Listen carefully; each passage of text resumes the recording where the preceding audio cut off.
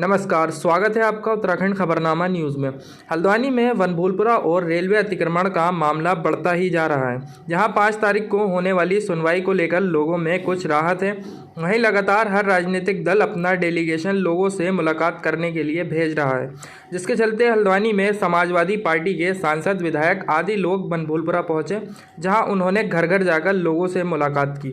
वहीं पत्रकार वार्ता करते हुए मुरादाबाद के सांसद ST हसन ने बताया कि आज जिस प्रकार लोगों से मैंने मुलाकात की और सभी की आंखों में आंसू थे। यह एक तरफा कार्रवाई की बात की जा रही है, जो रेलवे भूमि को अपना बता रहा है, तो वहीं आज से 100 साल पूर्व बसे लोगों को किसने पट्टे आवंटित किए, यह देखने वाली बात है। आज लगातार जिस प्रकार से लोग यहां पर 50 वर्षों से रह रहे हैं और उनके पास पट्टे दिए सारी मूलभूत सुविधाएं, तो कहां से ये अवैध भूमि हुई। वहीं लोगों से वार्ता की और लोगों का हालचाल जाना, वहीं लगातार लोगों के आंखों में आंसू दिखाई पड़ रहे हैं। आपको बता दें कि जब से यहां रेलवे का मामला हुआ है, तब से यहां कोई ना कोई राजनीतिक दल हल्द्वानी के वनभूलपुरा क्षेत्र में मुलाकात के लिए पहुंच रहा है। अब देखने वाली बात यह होगी कि आने वाली 5 तारीख को किस प्रकार से लोगों को राहत मिलती है। नहीं, फैसला आने वाला है।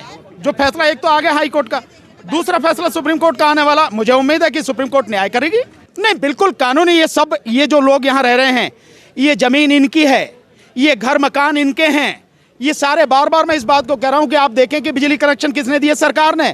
तो क्या अनऑथराइज उसमें देती है सरकार?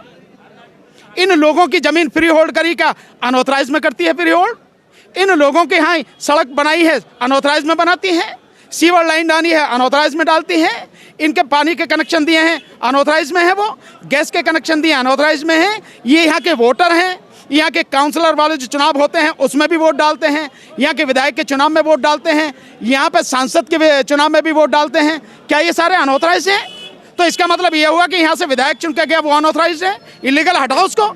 यहाँ पे जो सांसद है वो भी इलीगल हो गया, हटाओ उसको। अगर यहाँ की सारी चीज, सब कुछ इनके पास पेपर हैं। मैंने बताया ना, मैं 1951 तक के पेपर यहाँ से देख के आ रहा हूँ। सब लोगों के पास है, वैलिड डॉक्यूमेंट है, लीगल डॉक्यूमेंट हैं। कहीं भी इन्होंने किसी ने कोई लीगल काम नहीं कर रखा। और अगर कहीं इलीगल काम होता भी है, कहीं एनक्रोचमेंट होता भी है, तो उसको खाली कराने का, हटाने का एक तरीका होता है। ये नहीं है कि आपने आदेश पारित कर दिया कि एक हफ्ते में इन सबको हटाओ। दर्द देखने के लिए अभी हम इस क्षेत्र में घूमे, हमने आंसुओं का सैलाब देखा, हमने बुजुर्गों की सिसकियां सुनी हैं। जो हालात उन लोगों के ऊपर गुजर रहे हैं, शायद ही हिंदुस्तान में कभी किसी के ऊपर गुजरे हों। 100-150 साल से लोग यहाँ पे रह रहे हैं, उनको उजाड़ने की साजिश की जा रही है। जो रेलवे की ज़मीन बताई जा रही है, रेलवे ने कौन सा ऐसी अथॉरिटी थी, कौन से उनके पास ऐसे कागज़ हैं जो उन्होंने दिए हों, जो ये बताएं 150 साल पहले उन रेलवे के पास कहाँ से आई ये ज़मीन। ये इस तरह से इंसानों को उजाड़ना, हम समझते हैं कि किसी भी देश के लिए बहुत बड़ी बदनामी का सबब बनेगा पूरी दुनिया के अंदर। 52,000 लोगों को उजाड़ने की साजिश है। खता उनकी यह है कि उन्होंने वोट नहीं दिया, जैसे कि हमें अभी यहाँ बताया गया। हम इस सिलसिले में समाजवादी पार्टी सुप्रीम कोर्ट भी गई है। हमारे यहाँ के नेता मतीन साहब और शुएब साहब बराबर जंग लड़ रहे हैं, और हम पार्लियामेंट के अंदर इस मसले को उठाएंगे।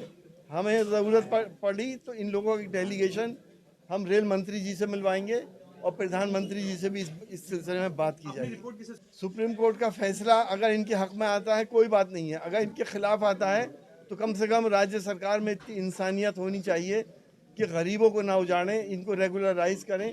1100 से ज़्यादा कॉलोनीज दिल्ली के अंदर रेगुलराइज हो गई, इनको भी रेगुलराइज किया जा सकता है, इसको भी फ्री होल्ड किया जा सकता है।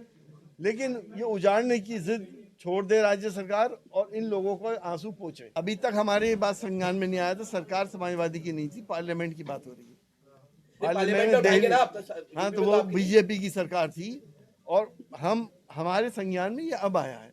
और अब इतनी बड़ी त्रासदी होने जा रही है कि शायद हिस्ट्री में ऐसा नहीं हुआ होगा।